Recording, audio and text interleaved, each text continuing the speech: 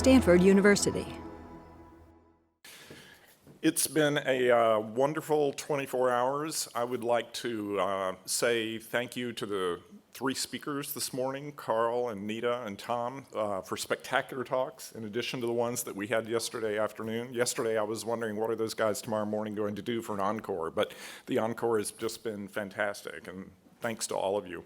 I think the symposium has amply demonstrated these themes that we started with at the beginning yesterday afternoon about the fact that neuroscience, the problem of the brain, is no longer just a problem in biology and no longer a problem in psychology, but we can see the interdisciplinary strength that doesn't just enhance neuroscience, it's essential to progress in neuroscience. It was very telling, I think, this morning in Carl's talk when Tom Insel said, you know, help us see the future. Where are the bottlenecks? What are the things that keep you at this point from going forward as fast as you want to go forward? And he said it's the applied physics, it's the optics, number one. And he said it's the information processing and analytics and handling the large data sets, number two. And these things are no longer peripheral to neuroscience. They're central and part of neuroscience. And this is the main thing that we want to accomplish with this institute here over the coming years, is to really build this community and give it a sense of community in a place where you know, we're really working together to topple these fundamental problems in brain science.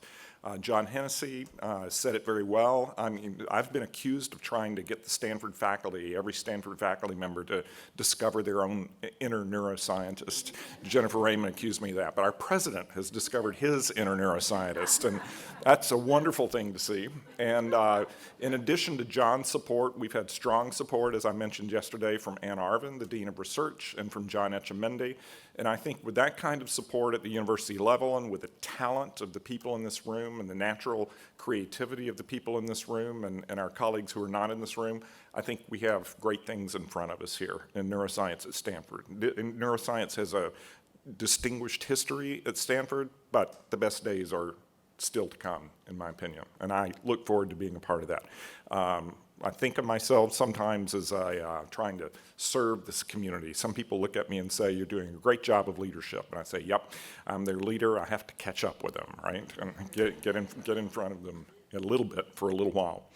So I'd like to just close the day by thanking some people without whom this wouldn't have been possible.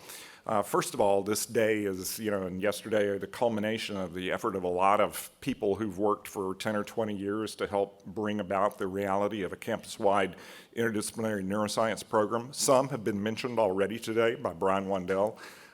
Carla Schatz has been very important over the years. Lubert Stryer has been an incessant cheerleader and gadfly and provocateur, and we appreciate your efforts so much. I think of our former colleagues, Dick Chen and Bill Mobley, who laid important groundstones, and Howard Schulman, who was important in the early days of these efforts. And I just, you know, it takes to get to this point and give us the chance to do what we are going to do in the future. We're leaning on the support and the creative activity of a lot of people in the past, and we should all just keep that in mind. Finally, I would like to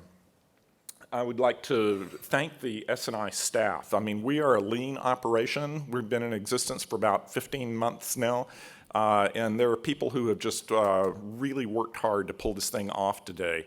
Lisa Guano, Lisa, are you here? Can you, there she is back here. Kathy Lau, where is Kathy? And Rula El-Azraz, there's Rula in the back. And they have put in ungodly amounts of hours getting ready for this today, and thank you all for making this possible.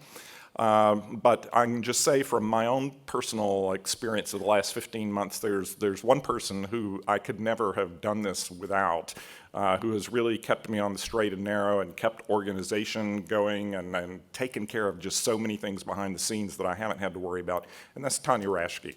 And Tanya, if you would come up here for just a minute.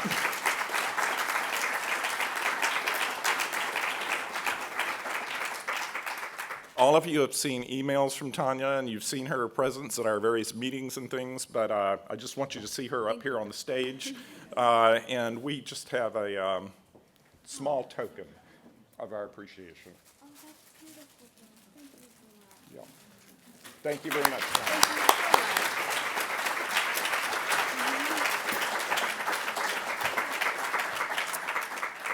Okay, so thank you all for a fantastic symposium, and you'll be hearing from us, and we'll be hearing from you, and let's get after it.